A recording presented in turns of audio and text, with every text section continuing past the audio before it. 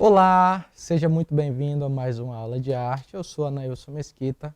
Estaremos juntos aqui para falar um pouquinho mais sobre esta aula, que é sobre a dança clássica. Você sabe o que é a dança clássica?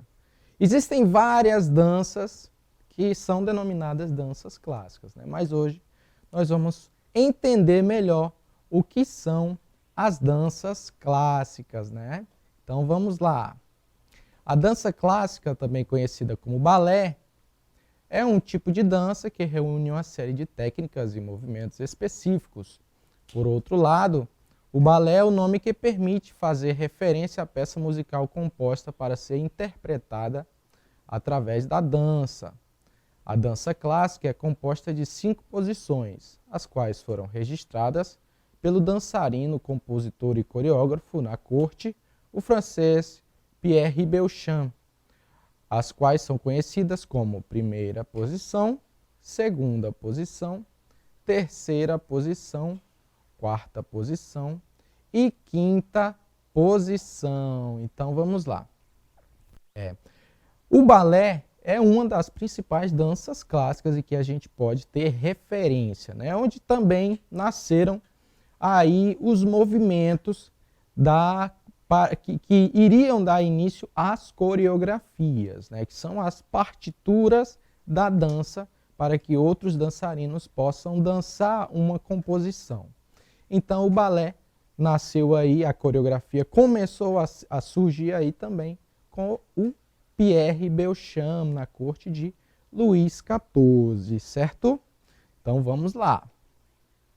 Esta dança surgiu durante o Renascimento, na altura em que os casamentos e os eventos aristocráticos eram celebrados com bailarinos da corte, os quais mostravam as suas destrezas, né? E com o passar do tempo, os movimentos e passos foram se aperfeiçoando. No século XVIII, houve maior atenção para a dança e a música.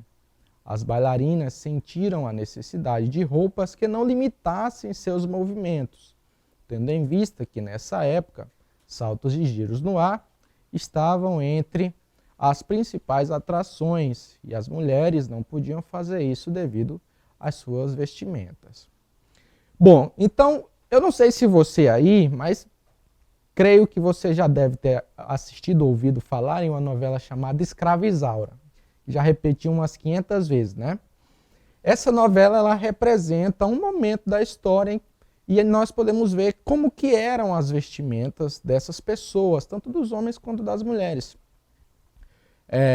Neste caso, aqui nós vemos que, com relação à dança, elas ainda usavam aquele tipo de vestimenta e necessitavam utilizar algo mais flexível para que pudessem até mesmo terem mais flexibilidade com relação aos seus próprios movimentos, até porque a dança nós utilizamos expressamente o corpo, né? Então precisavam ter um vestimento mais adequado para a dança, certo? Foi aí que Mary Ann Coupes de Camargo, uma bailarina, né, belga, e uma das mais importantes da história da dança clássica, tratou de alterar suas vestimentas. Olha aí, então a Mary Ann começou aí a pensar, poxa, então estamos precisando de diferentes roupas, vamos ver o que é que nós podemos fazer. Então ela reduziu a altura dos saltos, né, e encurtou as suas saias, a fim de ter uma roupa que não limitasse seus movimentos, ao realizar a dança clássica. Então olha só, ela pediu para diminuir os saltos, porque as mulheres usavam saltos e também os homens usavam saltos ainda, tá? E ela pediu para que diminuíssem os saltos e também diminuíssem as suas saias, no intuito de ter uma flexibilidade maior quando fosse dançar, tá bom? Então, Mary Ann Coupes de Camargo foi a responsável, uma das pioneiras, né, por incrementar muitas das técnicas da dança clássica, tá? Nesse momento da história da dança.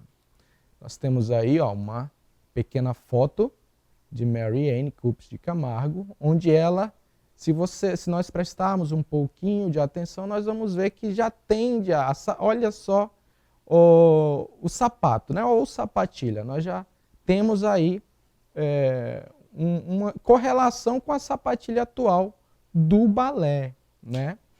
E não é mais uma saia balão daquelas bem grandes, ela já diminuiu bastante aí o seu vestido e a sua saia balão, veja na imagem. Bom, seguimos.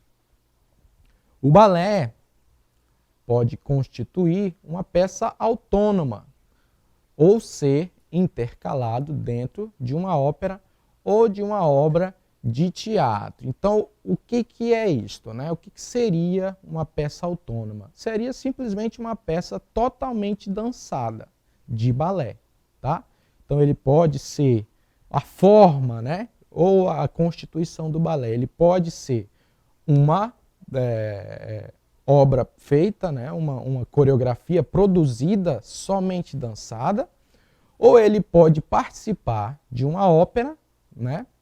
Onde o cantor está ali interagindo com o dançarino e este interagindo também com o cantor ou cantores, né? E também de uma peça de teatro, em algum momento que se necessite a presença aí de dançarinos, né? Ou até mesmo que o próprio dançarino seja o mesmo cantor ou o cantor seja o mesmo dançarino. Então pode-se incrementar aí o balé dentro também do teatro. Veja que nós estamos falando expressamente da dança clássica, né? Ah, professor, mas hoje as coisas são exatamente da forma que o senhor está falando aí. A gente faz teatro com dança. Claro, com certeza, porque hoje nós já evoluímos do momento em que nós estamos falando aqui, né? Esse momento da história ainda não era da forma que é hoje. Ainda estavam surgindo outras formas de como interagir com a dança, com a música, com as artes plásticas e assim por diante, beleza? A dança clássica exige, dos vários estilos da dança clássica mencionado, o balé cortesão, o balé romântico e o balé de ação, nós temos esses três estilos aí, tá? A dança clássica exige uma grande concentração por parte do bailarino, o qual deve executar movimentos corporais com muita precisão, coordenação e graciosidade, tá? O treino é sempre imprescindível, já que muitas das formas do balé requerem elasticidade e flexibilidade, né? Então, o balé é uma das danças mais rígidas que nós temos conhecimento, até porque foi no balé que nasceram as primeiras notações, né? Então, até hoje, o balé tem aquela tipo de movimentos específicos, né? De dança, da dança clássica mesmo, aí até os dias atuais. A dança clássica é composta de 5 posições, como já foi falado, né? Primeira, segunda, terceira, quarta e quinta, as quais foram registradas pelo dançarino, compositor e coreógrafo, né? Pierre Beauchamp, e as quais são conhecidas como a primeira, segunda, terceira, quarta e quinta posição, tá? O vestuário ocupa um papel fundamental na dança clássica, né? Os bailarinos usam roupas aderentes ao corpo, de modo a que os seus movimentos possam ser apreciados com maior flexibilidade. O que acontece aqui? Quando a gente fala em movimentos, em roupas, né, que aderem ao corpo e facilitam os movimentos, nesta época da história aqui também, dava-se mais ênfase ao movimento e ao corpo humano. Desta forma, né, o balé passou também por algumas reformulações.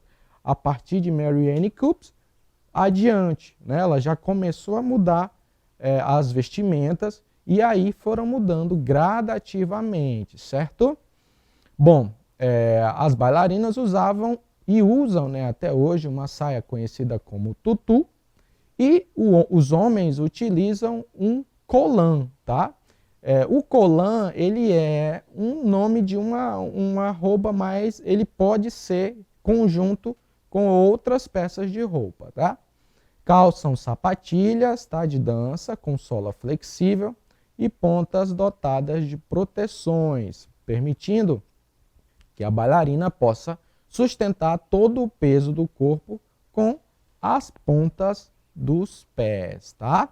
Então nós temos aí, ó, alguns exemplos, né? Veja a moça vestida de tutu e o rapaz vestido com o colã. Esse colã ele já tem aí também outras peças. As peças superiores já são conjunta de outras peças, ok? Então, para vocês entenderem, vocês que ainda não tiveram contato, né, ou não sabiam como que eram as vestimentas do balé, ou nunca assistiram uma peça de balé, tá bom? Para vocês. No entanto, esta prática, tá, de balé é arriscada, pois é necessária uma grande força nas pernas e pode causar lesões ou fraturas para além das dores causadas nos dedos dos pés, tá? Então, por isso que é muito importante o treino. A dança clássica é tão importante para a história da dança em geral, que ela serviu para de base para muitos outros estilos de dança, como o jazz, o hip hop, a dança moderna e contemporânea, e até mesmo para o sapateado e a dança oriental também. A palavra em francês balé, que também é usada para se referir à dança clássica, tem origem no termo em latim balletto, que é um diminutivo de balletto, tá? Com um T, dança, certo? Então veja bem, a dança clássica, ela tem este nome, né, que surgiu aí na França, na corte do nosso querido Luís XIV, né, o Rei Sol, ou não tão querido assim. Beleza? Por hoje é só, até a próxima aula e não esqueçam de acessar a nossa plataforma Eduque. Até mais!